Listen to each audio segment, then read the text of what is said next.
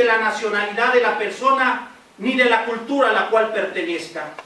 Son derechos universales que corresponden a todo habitante de la tierra.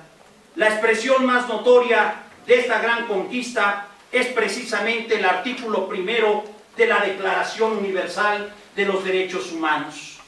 Todos los seres humanos, dice esta declaración, nacen libres e iguales en dignidad y derechos, y dotados como están de razón y conciencia, deben comportarse fraternalmente los unos con los otros. La Declaración Universal de Derechos Humanos, en sus 30 artículos, consagró la protección de los derechos civiles y políticos, así como un aspecto muy importante, los derechos económicos, sociales y culturales. Sus autores buscan que cada una de sus disposiciones fuera incluyente y cancelara cualquier resquicio de discriminación, el desarrollo económico y la protección de los derechos humanos, teniendo como fundamento toral, como base, como esencia misma de los derechos humanos, la dignidad humana. La Declaración Universal de los Derechos Humanos establece por primera vez los derechos humanos fundamentales que deben de protegerse en todos los lugares. Por ejemplo, el derecho a la vida, a la libertad, al debido proceso, al trabajo, a la educación, a pertenecer a un sindicato, a expresarse y opinar libremente, solamente por mencionar algunos de ellos. A partir del nacimiento de la Declaración Universal de los Derechos Humanos, comienza también un vigoroso e inspirador desarrollo del derecho internacional de los derechos humanos. Es así que el derecho internacional de los derechos humanos establece las obligaciones que deben cumplir los estados, y es en virtud del derecho internacional que todos los estados se comprometen a respetar, proteger y garantizar los derechos humanos. Los pactos internacionales de derechos humanos derivados de la misma,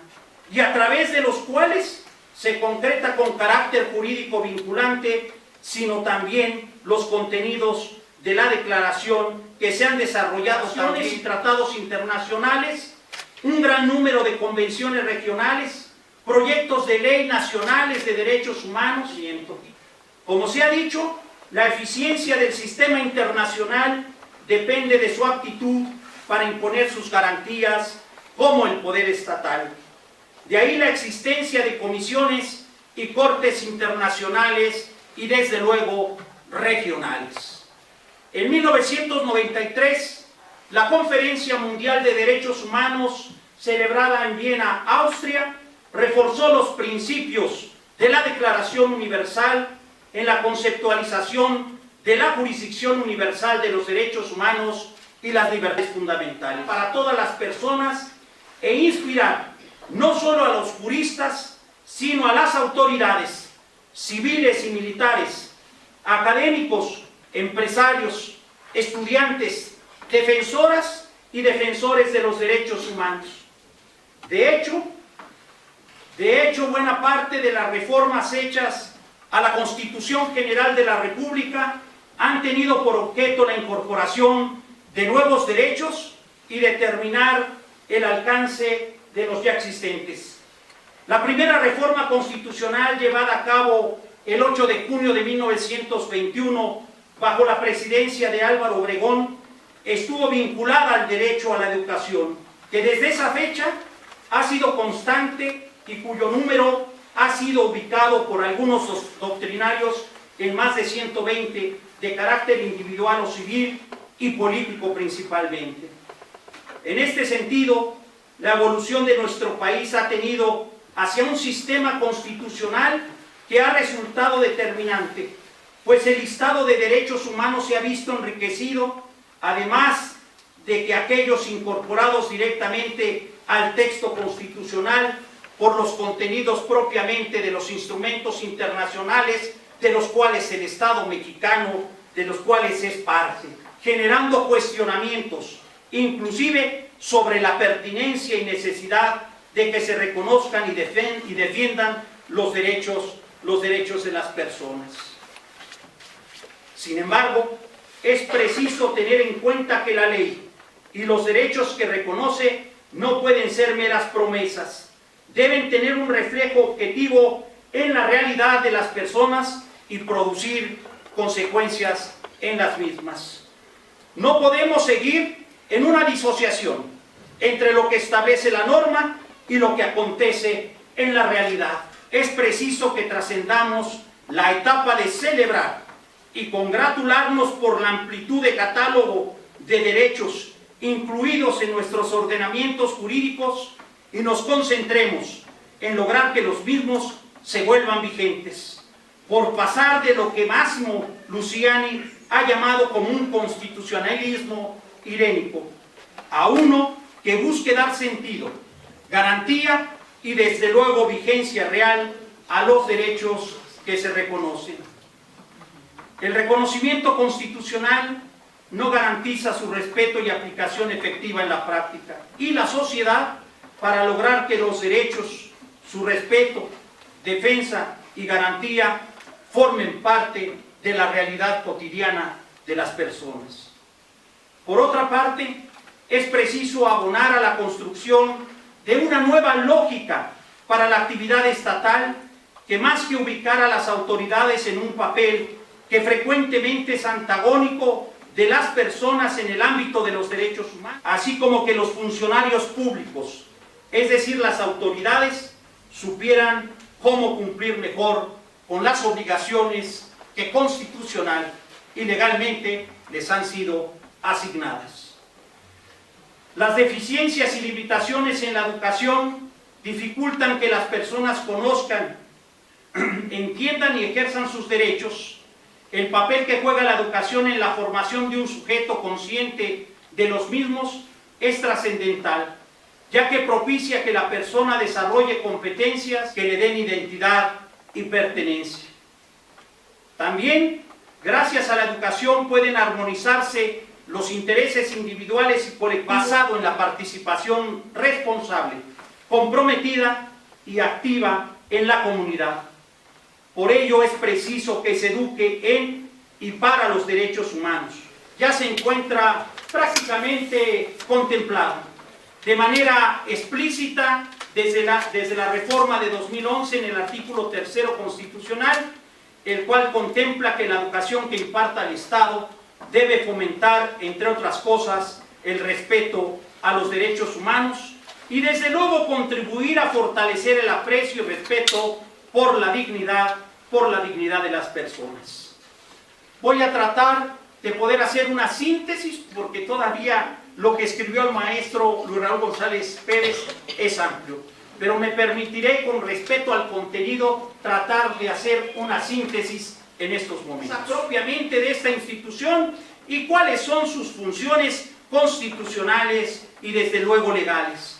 así como aspectos de mayor complejidad técnica, como lo son los principios desde luego aplicables en cada caso concreto, derivados de la reforma constitucional de 2011 y fundamentalmente de los principios consagrados en el artículo 1 de la Constitución General de la República. Los casos en que tal cuestión se pudiera configurar es responsabilidad ciertamente de las autoridades competentes, particularmente de las instancias de procuración de justicia, debidamente los procedimientos a efecto de que los responsables respondan de sus ilícitos ante la ley.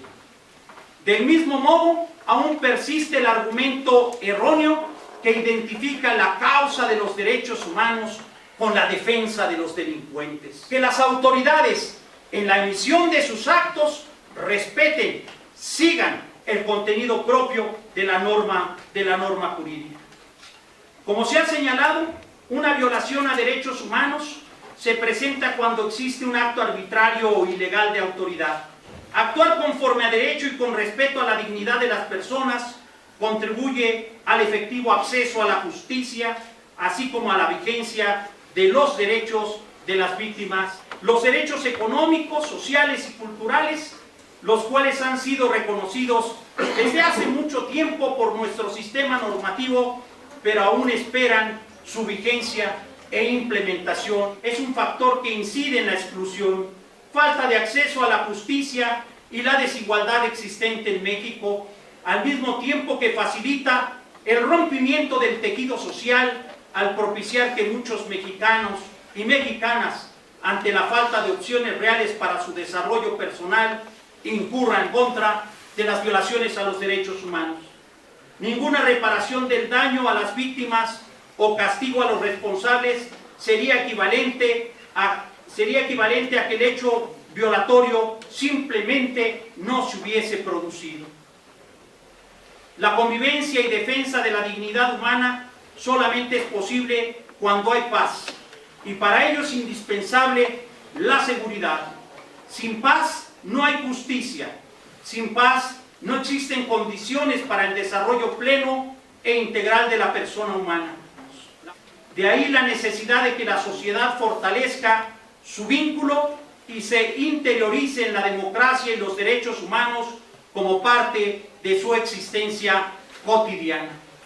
Es momento de que tomemos en serio los derechos humanos, no solo como postulados o dichos, en el que podemos sustentar los cambios que como país demandamos para lograr un México justo e incluyente, con un verdadero Estado de Derecho y una institucionalidad fuerte. A pesar de todos los avances registrados, a partir de la promulgación de la Declaración Universal hace 70 años, en la protección internacional de los derechos humanos, a las violaciones tradicionales, en particular de algunos derechos civiles y políticos, como las libertades de pensamiento, expresión, información y desde luego el debido proceso, se han sumado otras, desafortunadamente, que son graves discriminaciones contra miembros de minorías y otros grupos en situación especial de vulnerabilidad o llamados grupos prioritarios, como serían niñas, niños y adolescentes, algunos de los sectores poblacionales en esta situación. Las propias formas de violaciones de los derechos humanos se han diversificado.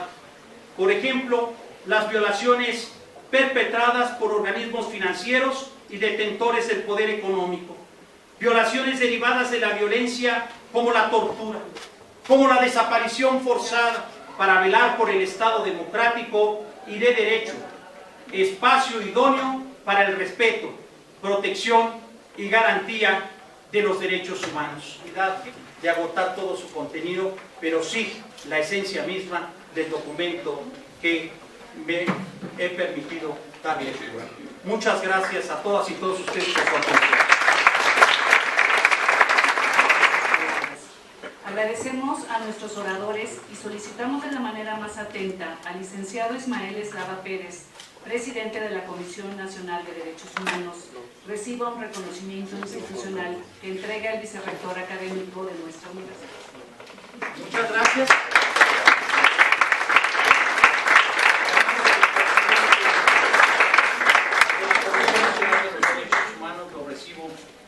Y